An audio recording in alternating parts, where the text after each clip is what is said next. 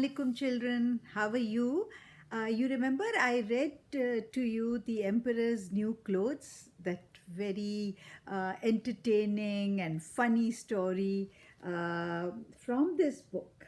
And this is the famous writer, children's writer, Roald Dahl, who what can I say about him? You know, he's one of the greatest in children's literature.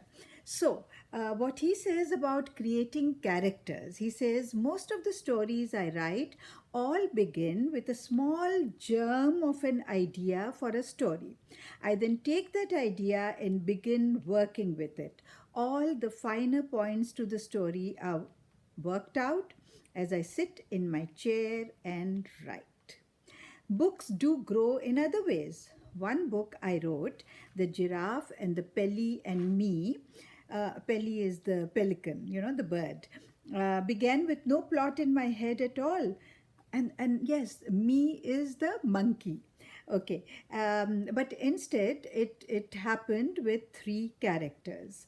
Now, for me, writing the text of a short first rate illustrated book for young children is the most difficult task of all.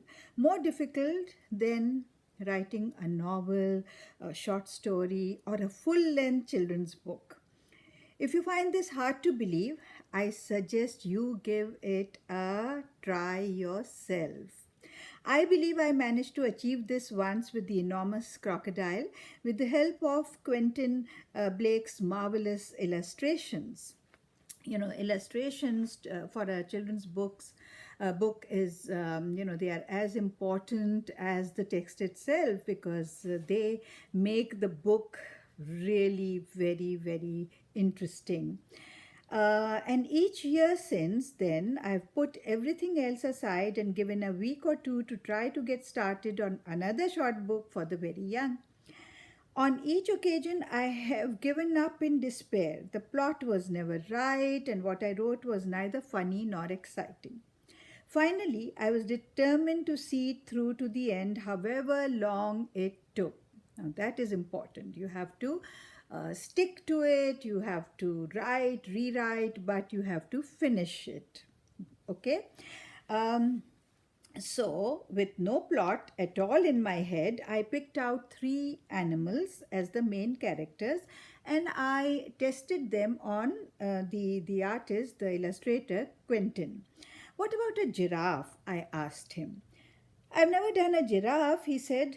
I'd like that. And a pelican? That ought to be fun too, he said, with its huge beak. And I want to keep the monkey, I said, because you drew it so wonderfully in The Enormous Crocodile. So if I give you a giraffe and a pelican and a monkey, will you be happy? Super, Quentin said. Have you got a story yet? No. Roald Dahl said no. So he writes, so I started trying to build a story around these three characters. It was very difficult. For 7 months, I wrote and discarded and I rewrote, and you must believe me when I tell you that I have a file of discards and rewrites which contains exactly 314 handwritten and typewritten pages. The finished story runs to 34 and a half typewritten pages only. That's how difficult I found it. But throughout all those months, it was fascinating to watch, one little cog after another falling into place as the story began to take on some sort of shape. Now, since the story is long, The Giraffe and the Pelly and Me, let me read a small part of it. We are the window cleaners, sang out the monkey. We will polish your glass till it's shining like brass, and it sparkles like sun on the sea. We are quick and polite. We will come day or night, the giraffe and the Pelly and me. We are a fabulous crew. We know just what to do, and we never stop work to drink tea. All your windows will glow when we give them a go, the giraffe and Pelly and me. We use water and soap, plus some kindness and hope. But we never use ladders, not we.